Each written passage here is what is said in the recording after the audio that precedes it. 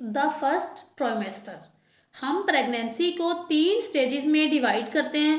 पहला ट्राइमेस्टर जिसमें प्रेगनेंसी पहले वीक से लेकर 12 वीक तक होती है। सेकेंड ट्राइमेस्टर जिसमें 13 वीक से 20 वीक्स तक सेकेंड ट्राइमेस्टर रहता है। और 27 से थर्ड ट्राइमेस्टर स्टार्ट हो जाता है और 40 वीक तक रहता है। यानी कि हर स्टेजेस की डिफरेंट कंडीशन होती हैं, डिफरेंट कॉम्प्लिकेशन होती हैं, डिफरेंट तरीका इलाज होता है।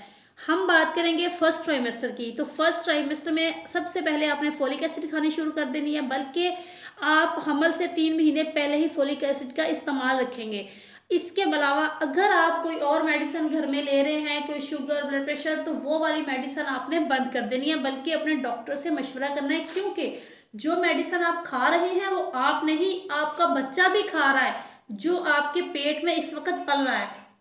इसके अलावा आप हमल का टेस्ट कंफर्म करेंगे कि हमल आपने डेट से ऊपर, मेंसेस की डेट आपको आज मेंसेस आने नहीं आए तो आप कल या परसों हमल का टेस्ट नहीं करेंगे, यानी कि 2-3 दिन बाद नहीं करेंगे, आप कम से कम 6 दिन बाद करेंगे। 6 दिन बाद भी यूरिन स्ट्रिप के ऊपर आपको हल्की सी लाइन नज़र आएगी इसकी पॉजिटिव होने की। तो आपने अगर फौरी यूरिन में डिप किया और उसको टेस्ट करने के लिए हाथ में पकड़ के बैठ गए तो आपको वो टेस्ट नेगेटिव नज़र आएगा, हत्ता कि आपके पेट में हमल होगा। तो आपने उसको आधा घंटे के लिए रख देनी है स्ट्रिप को और उसका हमल पॉजिटिव देख लेना है तसल्ली से। इसके अलावा आपने 3 हफ्ते गुजर जाने के बाद अल्ट्रासाउंड करवाना है ताकि आपके बच्चे की ग्रोथ का पता चल जाए।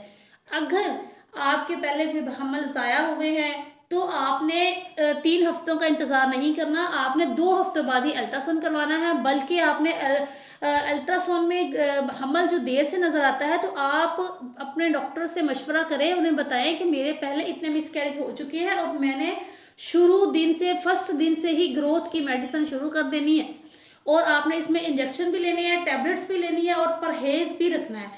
इसके अलावा कौन सा ऐसा काम है जो आपने हमल में नहीं करना।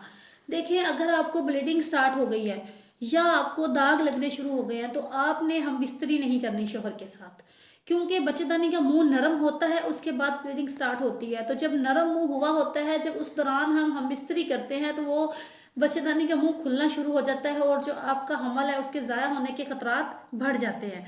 इसके अलावा मॉर्निंग सिकनेस, उल्टी आना, मतली होना, दिल खराब होना, भारापन रहना सर पे, ये एक नॉर्मल अलामात है, ये हमल में होता ही है। और अगर ये हमल में ना हो तो हम इससे ये जायज़ा नहीं लगा सकते कि हमारा हमल ठीक है या नहीं ठीक।